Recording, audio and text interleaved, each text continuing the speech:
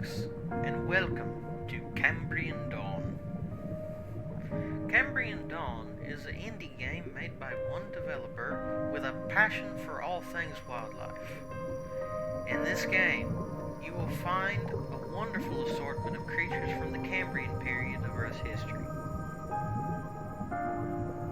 This is the main menu, which you'll be greeted by several options. You can host the game with the click of a button, but before that, I insist that you check out the server settings and map selection before you start. There are currently two maps in the game. The small map, which is self-explanatory, and then there's the great map, which is far larger and has a larger assortment of corals. Well, sponges, but I'll get to that in a minute. Here's the options. I personally set mine to low quality, but you can do whatever you want with your game. It depends on what kind of PC specs you have as to whether or not you should go with higher options.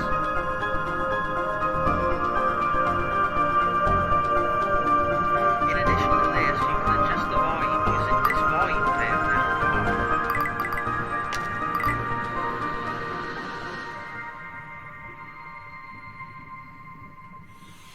There's a how to play section if you're unfamiliar with the controls of the game. The game has full controller support and full keyboard support, meaning that you can use whatever you're comfortable with to play the game. There are no key bindings as of yet, but as shown here, controls are subject to change, so I may add the ability to change key bindings in the future.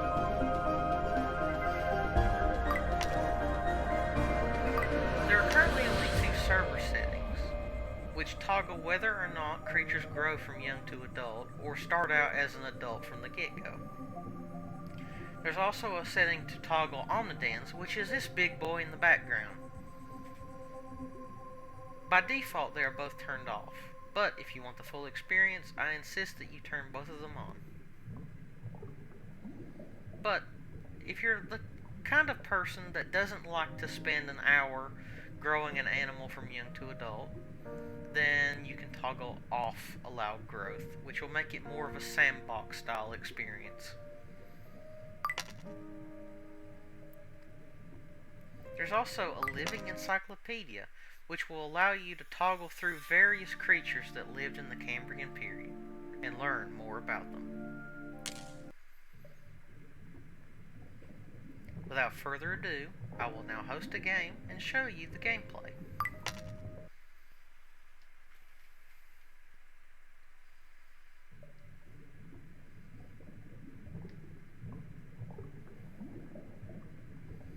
First off, I will show you the gameplay of Cambrian. Now, Cambrian is a carnivorous predator from the Cambrian period, identified by its long barbs on its mandibles, which allowed it to corral prey towards its mouth. Now, for a demonstration.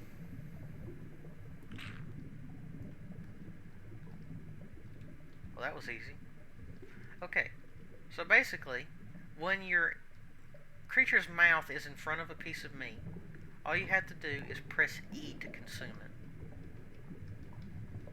If I can get it. There we go. You'll know you've eaten food when you hear the click.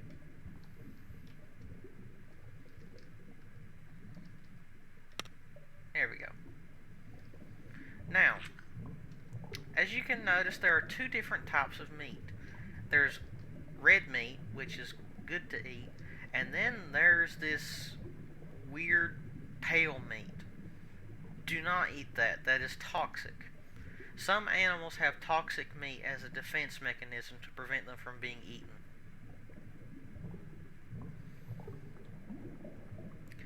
As you can see, your name tag is displayed above your character at all times. Now, Some adjustments will probably be made to prevent it from being the name tag from being flung all over the place whenever you angle your character like this. So until that happens, if you want to toggle your name tag on and off, just press the P key.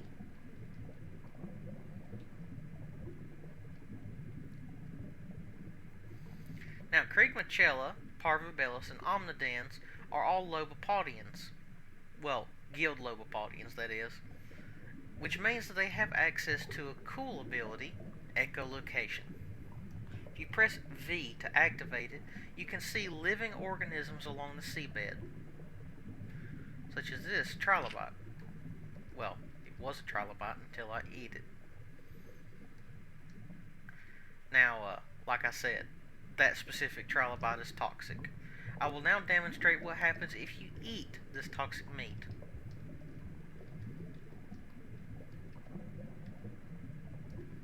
If I can get it lined up.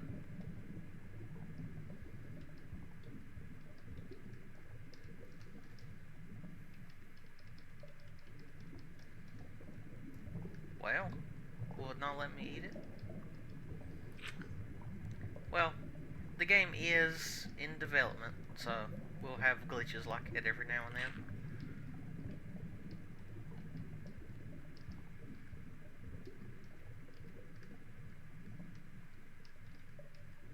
Oh my goodness. Yeah, okay, there's an issue with that.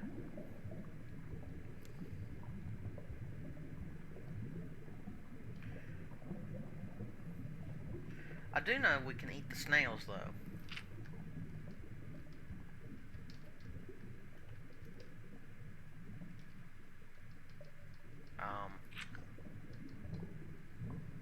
Apparently not. Okay, I'm gonna need to check that.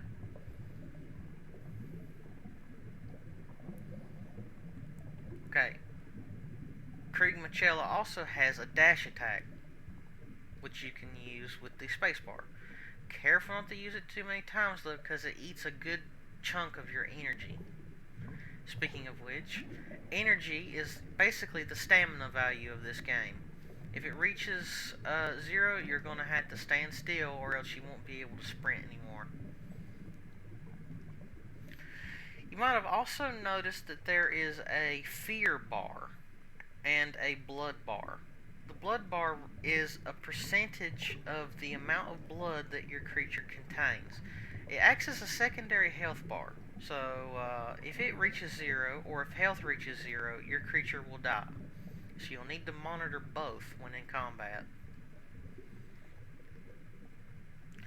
In addition, the fear bar is it's a little bit difficult to explain, but whenever you enter a radius of a creature that emits fear or emits intimidation for the first time, then it will apply fear to your creature's fear bar. If you are above 75% fear, you cannot attack, forcing you to run away and retreat. Now, this has not been in any game of a similar type that I know of, so I thought I would give it a shot. And I'm currently happy with how it works. It definitely adds an extra layer of depth to the combat.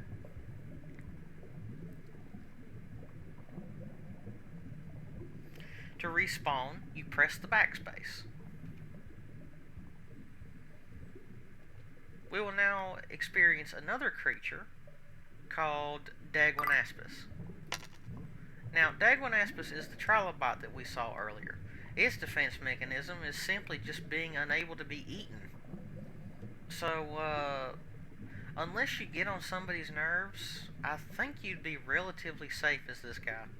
You also are equipped with armor, which protects you from oncoming damage.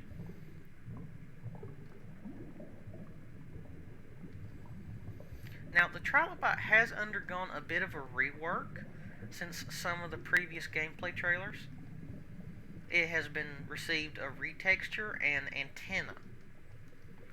Also, post-release of the game, I'm planning on adding a Trilobite DLC, which you'll be able to buy, that adds brand new characters that are from the same family as Dagonaspis. So keep an eye out for that once the game comes out in 2023. Now, I'm still working on a proper release date for the game. If it comes out in 2023, it'll either be quarter 1 or quarter 2. More than likely, it will be the first quarter of 2023, but if it's later, it will probably be because of development additions, such as possibly the inclusion of more characters before I decide to release it. Now, this little fella that we just bumped into here is a hylith. They're really cool creatures found in the Cambrian period that prop themselves up using a pair of little hooked appendages underneath it. They're filter feeders, so they don't really do much other than just look like an ice cream cone that somebody discarded. Now, Dagonaspis eats sponges. So if I just keep clicking E here to eat, I will eventually fill my hunger bar from this sponge. Now, currently, food sources do not disappear.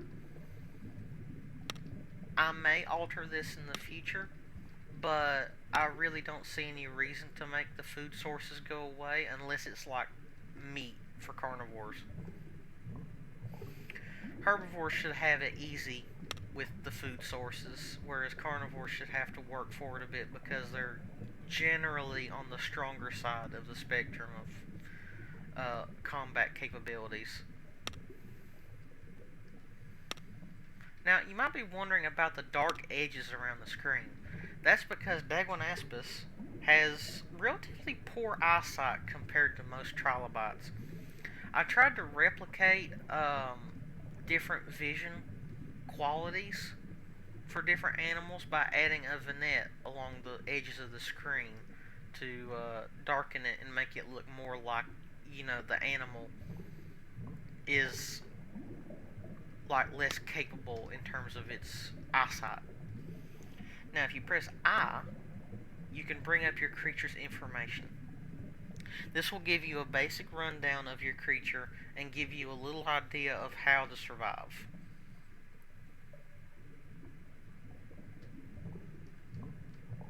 So let's try another creature. The next creature we're going to try is the early lobopod. Now, as you can probably tell, the screen is really dark, and that's because this guy is effectively blind. But what he lacks in like appeal as a playable character, because he can't see that well, he's kind of slow, not that much health, and he only eats plants. He makes up for in being able to be completely immune to damage, because you can curl up in a ball by pressing right mouse button and it gives you a near infinite amount of armor. So if anybody wants to consume you, just hold down right click and you will be able to block any oncoming damage. Just be sure that when you're doing this, you're relatively full on hunger, just in case the predator decides to play the waiting game and wait you out in terms of how hungry your character is. Because like if your hunger reaches 0, obviously you won't be able to stay in one space and keep blocking attacks forever. You'll have to leave and go get meat, or not meat, plants. So basically a carnivore could theoretically wait you out if it has a higher hunger value than you do. Although there's really no way for the predator to know your hunger value compared to his, so it's kind of a gamble either way.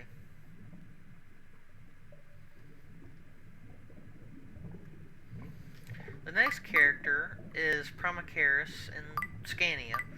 They're kind of similar in the way they play. This is Primacaris.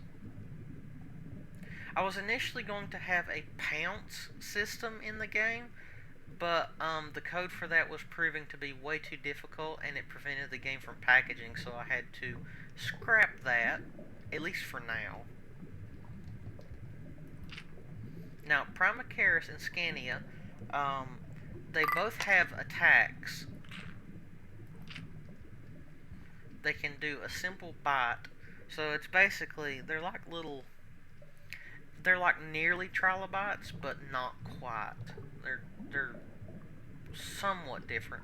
I kind of forget what the information on Wikipedia provided for them, but like their uncertain affiliation in the fossil record, so they don't really know quite what position these guys were in history. But I really like the way these guys turned out in the finished product. And then finally, the last creature we're going to explore today is Parvobellus, which is the smallest creature in the game. He is a small little Lobopodian worm, and like all the Lobopods in the game, he can use echolocation to spot enemies, in this case, because he is a scavenger with no ability to attack on his own, and he also can eat sponges.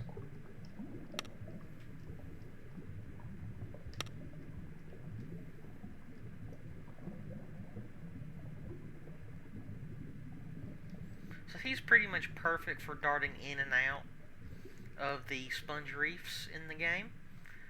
And yeah, this has been the Cambrian Dawn gameplay showcase. I hope you enjoyed. Subscribe if you want more, and God bless. Have a wonderful week.